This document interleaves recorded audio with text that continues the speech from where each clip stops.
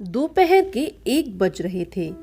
कस्तूरी kitchen का काम खत्म करके अपने कमरे में आराम करने जा रही थी कि ससुर जी की आवाज कानों में पड़ी। वो सासू माँ से कह रहे थे, कुछ समझाओ माया को, कब तक यहाँ रहेगी? जो हुआ सो हुआ। मगर अब दामाद जी से नाराज होकर क्या यहीं बैठी रहेगी? सासू माँ ने कहा, मैं क्या समझाऊं उसे, थक गई हूँ समझा समझा कर, पर मेरी सुनता कौन है यहाँ? आप ही की बेटी है, आप ही पर गई है गुस्से और जिद में। मैं तो उसके आगे हार मानती हूँ जी। अब आप ही समझाओ अपनी बेटी को। सासू माँ बेहद उदास हो गईं। ससुर जी भी बेमन से लेट गए। कस्तूरी दरवाजे की ओट में सारी बातें सुन रही थी। वह भी दिन भर की थकी अपने कमरे में आकर बिस्तर पर लेट गई। वह मन ही मन सोचने लगी, पिताजी की सोच भी सही है। आखिर कितने दिन तक विवाहित बेटियों को घर पर रख सकते हैं? कस्तूरी और उसकी ननद माया की शादी एक साथ हुई थी। कस्तूरी दुल्हन बनकर यहाँ आई तो माया दुल्हन बनकर ससुराल गई। कस्तूरी एक मध्यम वर्गीय परिवार की शिक्षित, संस्कारी और शांत लड़की थी, जबकि माया रईस परिवार की शिक्षित, संस्कारी और गुस्सैल लड़की थी। कस्तूरी ससुराल में सबसे बहुत अच्छे से घुल मिल गई, जबकि माया ससुराल में रहन सहन से खुद को नहीं ढाल पाई थी। रोज किसी न किसी बात पर माया का गुस्सा पति पर उतरता। वो उसे समझाने की लाख कोशिश करता कि माया समझो, सामंजस्य बिठाओ, मगर नहीं। माया को तो अपनी आजादी, अपनी जिंदगी ज्यादा प्यारी थी। पति से लड़ झगड़ चली आई मायके। पिछले 2 महीने से मायके में है। माता पिता, सास ससुर, पति, भाई सब आए मनाने, लेकिन उसने साफ साफ जाने से इनकार कर दिया। पिताजी की तबीयत भी ठीक नहीं रहती थी। ऐसे में माया दीदी के यहाँ आ जाने से वो काफी परेशान हो गए। एक दिन पिताजी ने, जो मेरे ससुर जी हैं, मुझे और माया दीदी को पास बुलाया और कहा, बेटा तुम दोनों रोज मुझे खाना बनाकर खिलाती हो ना, आज मैं बनाकर खिलाऊंगा। मैंने रोकते हुए कहा, पापा आपको काम करने की क्या जरूरत है, हम हैं ना, हम रोज ही तो करते हैं। पापा आप सिर्फ आज्ञा दीजिए क्या बनाऊं। मगर पिताजी उस दिन किसी और मूड में ही थे, सो वे नहीं माने। हमसे सारा सामान मंगवाया और शुरू हो गए। मैं और दीदी उन्हें बस काम करता देखते रहे। पिताजी ने आलू काटे तो आधे एकदम बारीक कटे हुए थे, आधे मध्यम आकार के, आधे एकदम बड़े बड़े। हमारी समझ से परे था कि पिताजी आखिर क्या कर रहे हैं। सासू माँ भी पास आकर बैठ गई, पर बोली कुछ नहीं।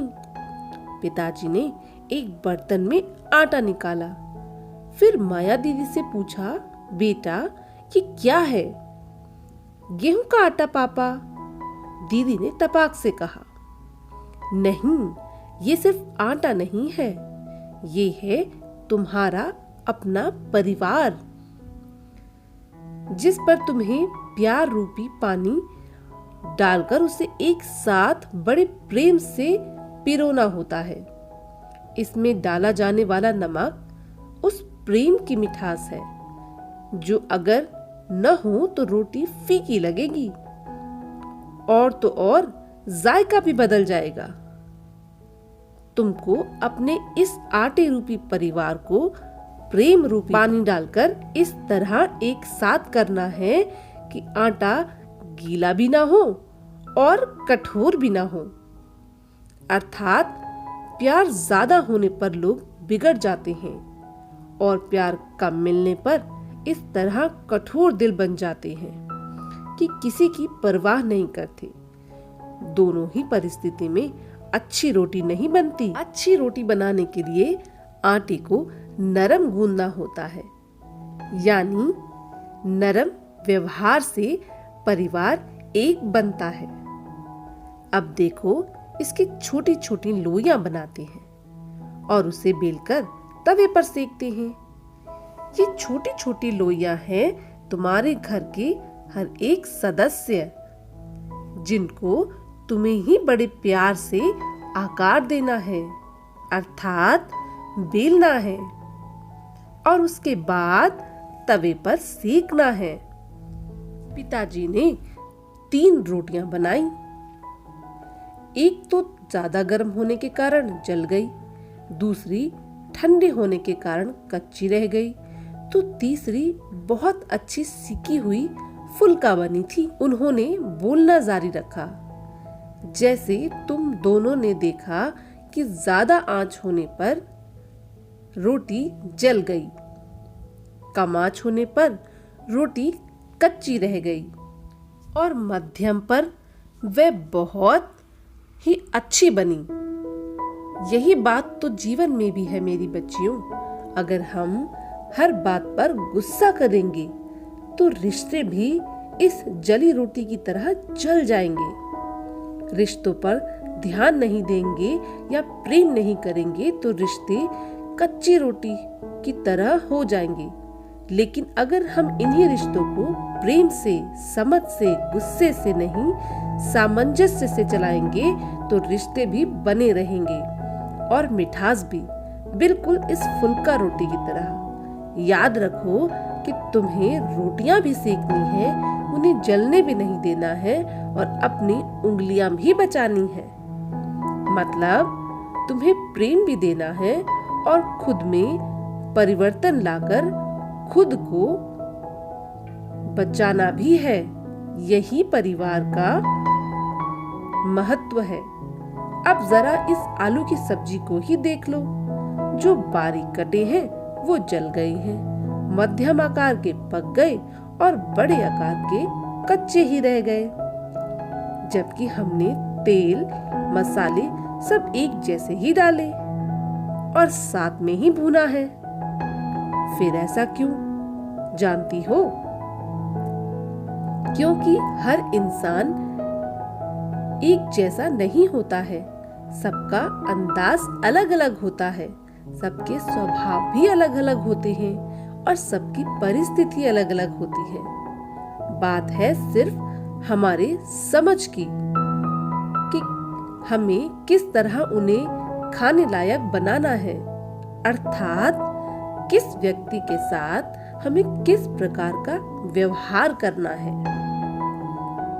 इतना सब बोल पिताजी बड़े प्रेम से दीदी के हाथ पर सर रखकर कहा, बेटा तुम मेरी दुश्मन नहीं हो, इस घर की शान हो, जब तक चाहे रह सकती हो, मगर गलती तुम्हारी है। दामाद जी तो हर समय तुम्हें समझाते हैं। इस तरह गुस्से से अपने परिवार को छोड़ देना समझदारी है क्या? तुम तो वो फूल बनो जो अपने ससुराल के साथ मायके को भी महका सकती हो। अब तुम्हारी जिम्मेदारी वह परिवार है और तुम्हें ही अपने प्रेम के नमक से उस परिवार को एक सार बनाकर सही आकार में ढालकर मध्यम आंच पर सेक कर रोटियां बनानी है, जैसा तुम्हारी भाभी कस्तूरी कर रही है। इतना बोल पिताजी आंसू पोंछते हुए किचन से बाहर चले गए। दीदी भी बिना कुछ बोले कमरे में चली गई। दूसरे दिन दीदी ने पिताजी से कहा, पापा आप उनको फोन करके बुला लीजिए, मैं अपने घर वापस जाना चाहती हूँ। मुझे माफ कर दीजिए पापा, मैं भूल गई थी कि मेरे उस घर के प्रति कुछ कर्तव्य है। थैंक यू पापा, आपने मुझे जीवन की सबसे बड़ी शिक्षा दी है। अब कभी भी इस सबक को नहीं भूलूंगी। रुआसी सी आवाज में कहते हुए वो जमीन पर बैठ गई। पिताजी ने दीदी को उठाते हुए कहा, शाबाश मेरे बच्चे, मुझे तुमसे यही उम्मीद थी। मैं कल ही तुम्हें ससुराल खुद छोड़ने जाऊंगा। मैं बड़े आदर से पिताजी की ओर देखने लगी। कितनी आसानी से उन्होंने मुझे और दीदी को इतनी बड़ी शिक्षा दे दी। हर स्त्री के जीवन में यह शिक्षा लागू होनी चाहिए ताकि कोई भी घर टूटने से बच जाए। मैं तो भविष्य में अपनी बेटी को भी यही शिक्षा दूंगी, जिससे वह भी ससुराल में खुशी से जा सके। आज ससुर जी से मिली शिक्षा के कारण ही मैं एक सफल गृहिणी बन पाई हूँ।